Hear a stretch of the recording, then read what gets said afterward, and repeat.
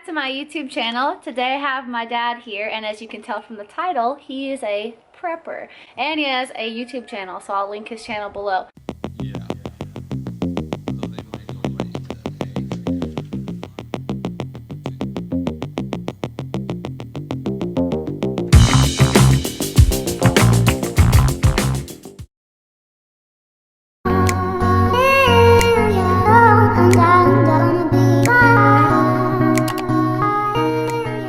I was just gonna take a walkthrough of our property and all the things that he's made to be completely off the grid and self-sufficient. I think it's really cool and he loves to talk about it, so I wanted to go through that. So it's important things that you would consider when you're setting up a prepper house. Yeah, so to be prepared, you really got to focus on food, water, power, security, and communications. So let's go through those things first, starting with food. Let's go. All right. All right, so this is our prepper room, we call it.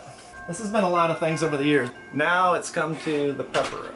So in here, this is where we keep all food, water, stuff like that. So we got bottled water. We live in Florida. We have a lot of hurricanes. One thing you want to do before hurricane season, like July-ish, is go in and stock up on a bunch of water. Got your Mountain Man food. Yeah, this is freeze-dried food. It's probably a year's supply. And these are these number 10 cans of Mountain House. You can get any kind of brand, but the nice thing about that is you don't have to rotate it. It lasts for 30 years, and it's just on the shelf if you need it, and nothing to worry about. Got all a bunch of cleaning supplies, extra stuff like that, okay? And then you've got a couple freezers. All right, so another way to store food is with a freezer. This is actually probably my favorite way because it's super easy. Just go to the store, instead of just throwing your steaks in there, I vacuum seal them. And this will last for, geez, probably a couple of years even in here. If you vacuum seal stuff, hamburger, it lasts a long time. It's super easy to do. Big thing about having a freezer is to put these totes in here. So I can separate out, like, this is all seafood and fish, this is all chicken, and I can just lift these out of here, and there's other things in the other containers. It's this easy thing to manage. Well, we talked about freeze-dried food, right? But it's gotten pretty expensive, so you can actually freeze-dry your own stuff. This is a freeze-dryer. Harvest Right freeze-dryer. It's like an autoclave for a dental office. Yeah. So you put your food in here, you close this up, and it basically, this vacuum pump sucks all the Dehydrates it. all the water out of it. And you end up with this. Freeze-dried food. So these are strawberries. And these are yummy. I eat these by the can. Yeah, she does. But you got apples, what, banana? Oh, these are pineapples? Pineapples? The bananas are really good. You like the bananas. I like the bananas. I like the strawberries. There's like sugar crackers. Yeah, it's like candy, basically. This is gross. It looks gross, but it's actually really good. And this is just hamburger that's been canned, so going through the canning process. This will last, 5 years or so, and yeah, it looks pretty nasty, but it tastes good. Okay. So we do potatoes, beans from our garden. So we grow a bunch of stuff. All right, so tell me the process. First, you would take your can off here, and you want to pressurize some stuff. So the way canning works is like this: you have a jar, you put your food in the jar, you put a lid on there. And then you take this ring, and it doesn't even have to be tight, just loose. The only purpose of the ring is to hold the lid in place. So now your food's in here, it goes into a canner, and you have superheated steam under pressure.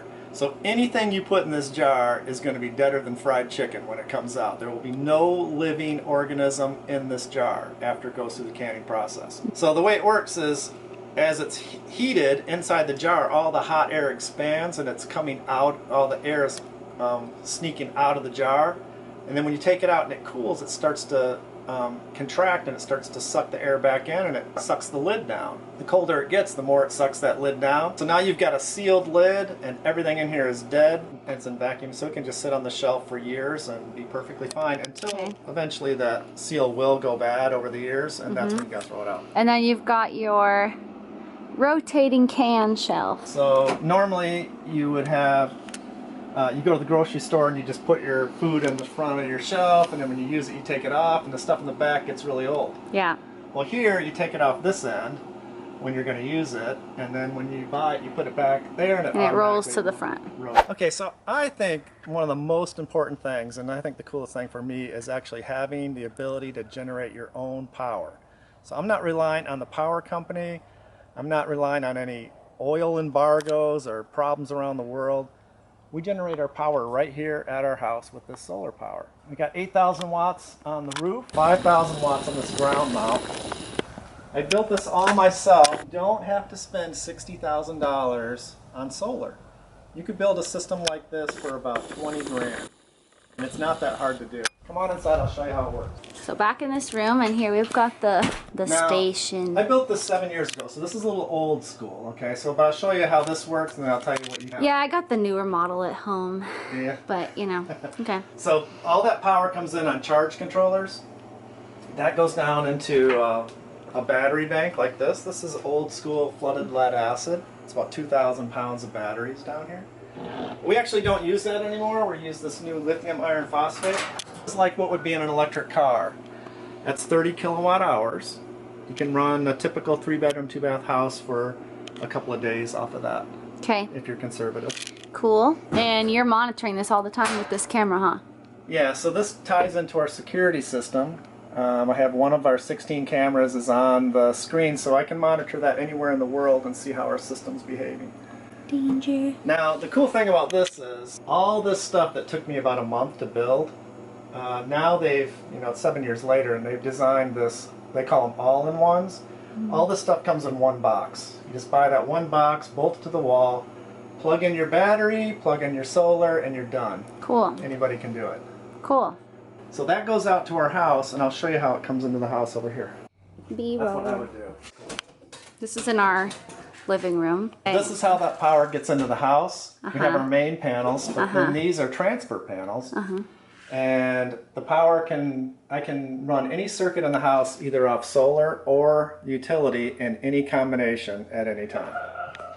Drown. So basically, we're gonna have chickens. Basic ways you can do this: either stock up food with the prepping side, there's stuff you buy and keep extra, or you can get into more homestay, and that's long term, right? So one thing that goes with long term is instead of buying eggs, you're going to have your own chickens. So I built this chicken coop. I got videos on all this stuff. On the inside, chickens can put their eggs in there, and they live in here. And there's lights, so they have parties at night. It's all ventilated, so you can have these open, or you can get inside if you need to get access. Talk about this real quick, how the predators come in from the top. Right, so most people have their chicken coops where to get the eggs you lift this up, and the birds don't like that because their predators attack from the air.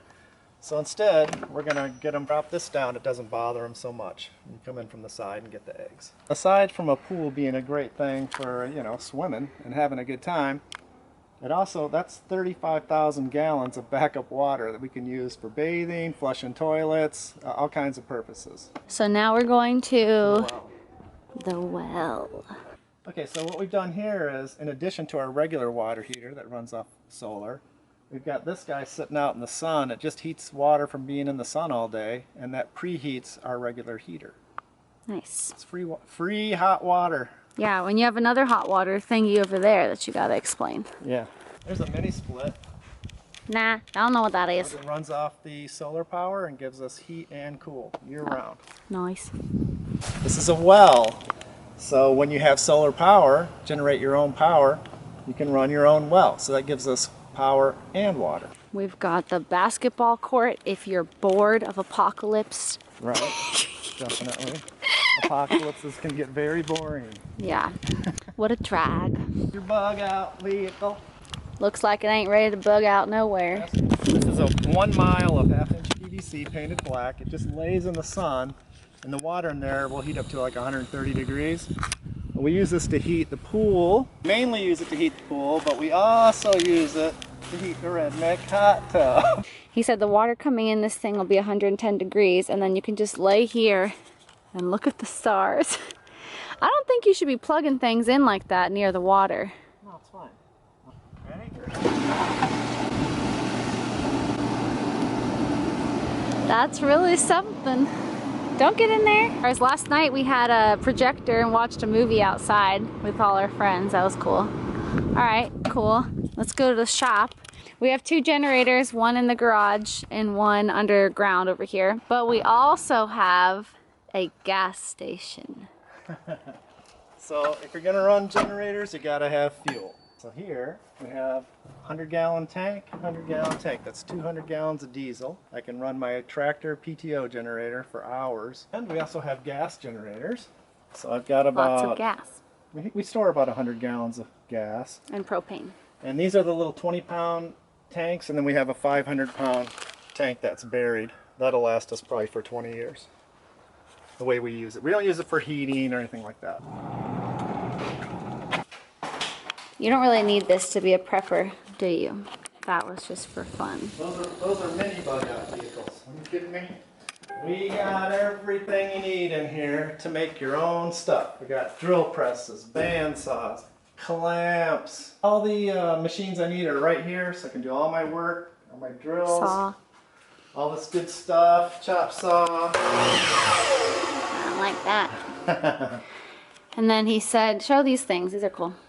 This is called a French cleat system. So you see how that's angled there? This has got that same angle.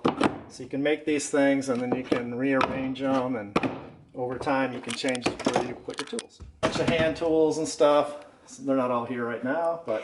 And then show this, I think this is cool. So like if you, what is...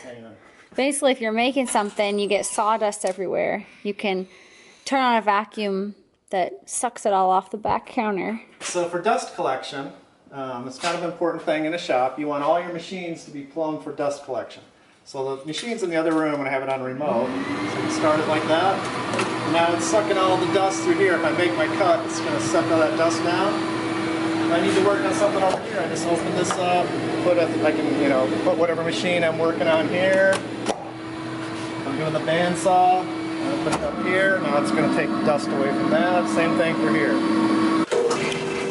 So this is a drill press used for drilling holes. This guy is a bandsaw. You use that to cut shapes in your wood. Over here we have the chop saw. That's for cutting boards to length. Table saw. We do your rips and cross cuts on here. I have a sled for that. Yeah, and we have, shop's all filled with compressed air, so you can pull down and use wherever you need it. This is one of my favorite things, the assembly table. I've got a big flat, this is perfectly flat. You can put things together, whatever you're making will turn out nice and straight because you're working on a good surface. Yeah, this is called a joiner. This is for putting an edge and a face on your board, and then you run it through your planer and you get it down to the thickness you want. So you're basically cutting off the top with that machine and the sides with this machine. You get a bunch of boards the same size and height, and you can use a clamp, right, to put them all together. Let me show you. And then you make a table. Hi. So, What would we do if we saw an intruder? Oh, I'm out. So You can come in. joiner and planer used to take like a rough cut board like this, and by the time you run it through there, you get all your faces are finished like this. And you can put them in a glue rack, rack them up, and make a table. Okay, so here's where we're storing, long 2x6s, 2x4s, rough. Take them over there and chop them. I also have my short stock for projects, and then big sheets of plywood get stored like in this section here. Where he keeps his garden. We've grown potatoes, cucumbers, green beans, Yeah. bell Onions, peppers, yeah. onions. Lots of stuff. Okay, and then here's where you wash the potatoes so you can make a mess. Yeah, nice thing about this is you can just make all kinds of a mess outside and not worry about your kitchen inside. Okay, very cool. And then that's it. Yeah, I don't know what that's for. That's for slingshot, maybe. All right, and the last thing is security. So you got to have security and protect your family and your property. We use 16 cameras and we pair them up with proximity sensors, so we know when anything crosses the boundary of our property, we know where you are, and we got you on camera. So let's take a quick look at that. Cameras linked up to the house, and there's different noises depending on where you are on the property. Get a shot of the actual screen.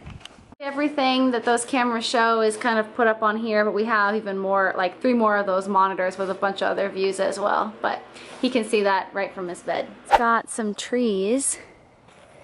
I don't remember what kind they are, but there's some. Tells you, so it's an orange tree. Yeah, fruit trees. Can you say what they were? Because I wasn't sure.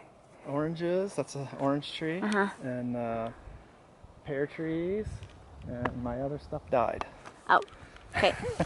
So thanks for watching our video. This is my dad. He's got an awesome channel with like 37,000 subscribers or something like that. So you should follow him, and then leave any comments below if you like this kind of content on the channel more. Okay, Thanks for stopping by. Bye.